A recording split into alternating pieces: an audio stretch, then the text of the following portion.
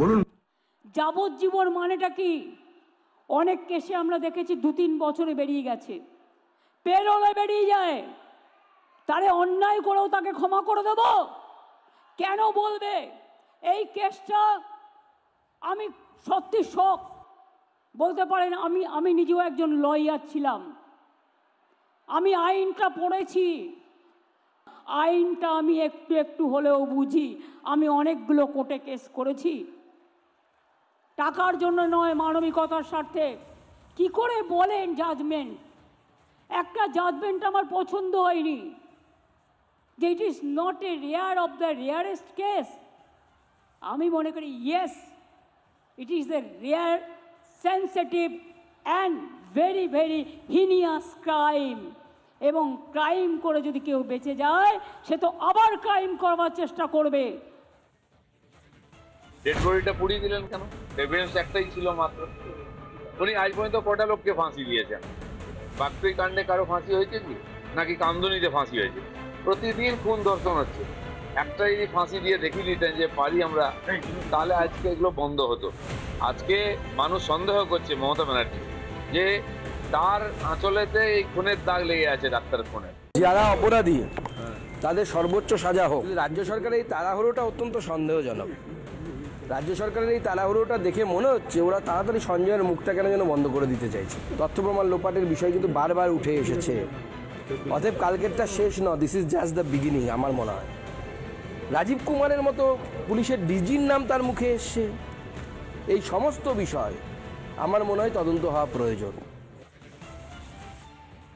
জয়ের কাছে যাব। জয়, দিলীপ ঘোষ অত্যন্ত গুরুত্বপূর্ণ কথা বলছেন এর আগে কামদুনি হয়েছে, অন্যান্য ঘটনা হয়েছে, সেখানে ফাঁসি হয়নি। হঠাৎ এই ঘটনায় ফাঁসির জন্য উঠে পড়ে লেগেছে রাজ্য। মনে হচ্ছে ফাঁসি ছাড়া আর কোনো কোথাও দোষের কোনো শাস্তি হয় না। একদিকে এটা প্রশ্ন, আরেকদিকে প্রশ্ন হচ্ছে মমতা বন্দ্যোপাধ্যায় এটা তো ঠিক বলছেন, অনেকে সমর্থন করছেন যে এটা rarest of the rare case নয়। জাজ বলেছেন এই কথাটা তো অত্যন্ত ইনসেনসিটিভ। আবার সেই জাজই লিখছেন নিজের বিচারের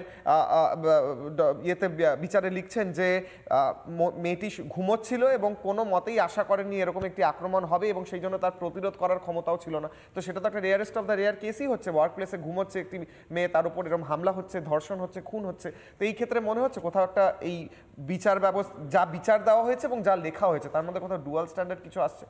ডেফিনেটলি এই মুখ্যমন্ত্রী এইরকম প্রশাসনিক সভা বা এরকম বিভিন্ন রাজনৈতিক মঞ্চ থেকে বলেছেন আমি কোর্ট মানি না, আদালত মানি না, আইন মানি না। তো আগে উনি বলেছেন শেখ শাহজাহানের সময়। কিন্তু আজকে যে চিত্র দেখতে পাচ্ছি, একদিকে যেরকম মুখ্যমন্ত্রী, অন্যদিকে পুলিশ মন্ত্রী হয়ে উনি যখন এই কথাগুলো বলছেন, তখন একটা জিনিস তো মনে পড়ে যাচ্ছে, এর আগেও এরকম ঘটনা ঘটেছে।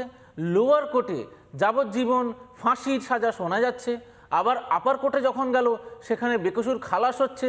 খালাস হওয়ার পরে সেই ব্যক্তি গিয়ে তৃণমূল কংগ্রেসের টিকিট পেয়েছে, সেখানে টিকিট পেয়ে সেখানে রাজনৈতিক লড়াই লড়েছে। সেটাও তো আমরা পশ্চিমবঙ্গেই দেখেছি। আবার যদি বলেন পুলিশ মন্ত্রী হয়ে তার আন্ডারে যে পুলিশ, সেই পুলিশের একটু গল্প বলে দিই। যখন এই পুলিশ ভ্যানে তোলা হয়, কি দরকার বলুন তো ওই পুলিশ ভ্যানটাকে চাপড়ানোর? কি চাপতে চাইছে, কোন আওয়াজ চাপতে চাইছে, কোন বিষয়ে চাপতে চাইছে, যে যাতে কোনোভাবে এই সঞ্জয়ের আওয়াজটা সামনে না আসে? এক। দ্বিতীয়, আপনারা অর্ডার নিয়ে আজকে আমাদের আলোচনা হচ্ছে, এই অর্ডারেই তো লেখা আছে যে জিডি ওরা করেছিল, সেই জিডিতে সই যখন হয়েছিল, সেই সইয়ের সময় সেই ওসি ওখানে ছিল না, অন্য জায়গায় 3টের সময়, এবং ক্যাটাগরিক্যালি লেখা আছে যে this is illegal, it cannot be like this.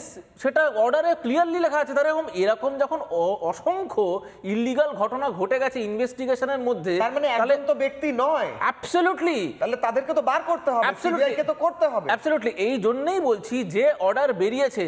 আমি আইনজীবী না হলেও একটা জিনিস ক্লিয়ার, ইললিগাল কাজ থাকলে জয় সিবিআইকে তো সেগুলো বার করতে হবে। সিবিআই তো বলতে পারে না কিছু এভিডেন্স নেই, আমি কিছু করতে পারবো না। আমরা বারবার বলছি যে দেখুন, এভিডেন্স প্রচুর ট্যাম্পার করা হয়েছে, এবং পৃথিবীর যত বড় ইনভেস্টিগেশন এজেন্সি আপনি নিয়ে আসুন, তারা কিন্তু পুরোটাই করবে facts, figures, evidence and witness.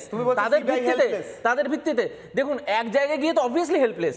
আমি যদি এখানে বলি যে কোনো এভিডেন্স নেই, কোনো উইটনেস নেই, কোনো ফ্যাক্টস নেই, কোনো ফিগার্স নেই, যে কোনো পৃথিবীর সর্বোপরি সব থেকে উপরে যারা নাম্বার 1 ইন দ্য ওয়ার্ল্ড যারা আছে এজেন্সি, তাদেরকে নিয়ে আসলেও বলবে আমাদের কাছে তো কোনো ফিগার্স নেই, ফ্যাক্টস নেই। কিন্তু একটা জিনিস বলছি, এখানে ফ্যাক্টস এন্ড ফিগার্স আছে, এখনো অবধি আছে।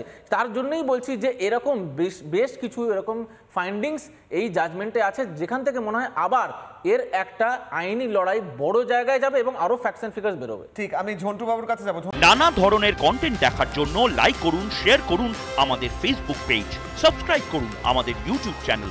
পাশাপাশি অন্যান্য ব্রেকিং নিউজের জন্য অবশ্যই চোখ রাখুন রিপাবলিক বাংলায়।